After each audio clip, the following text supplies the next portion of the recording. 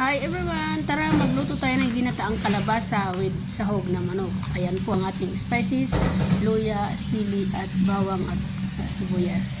May hilig tayo ngayon sa maanghang. Tara, spices po yan. Lutuin na po natin. Ayan po, isahin na natin.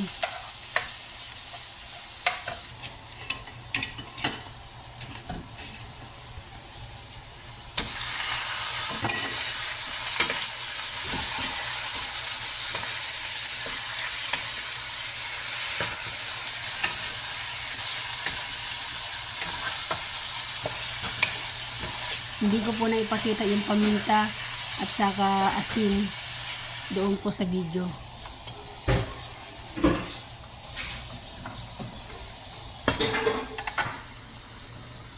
Yan na po, nilagay na natin ang kalabasa. Spices, kalabasa, ginataan. Nahihilig tayo ngayon sa maanghang kasi nga taglamig.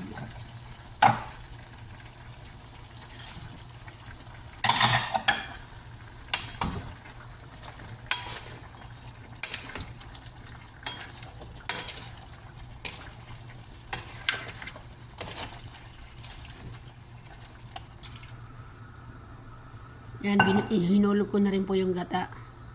Yan po, luto na ang ating spices, ginataang kalabasa with manok. Kung nagustuhan nyo po ang aking ginawa, papuso naman at palike. Maraming salamat sa inyo everyone. Thank you so much.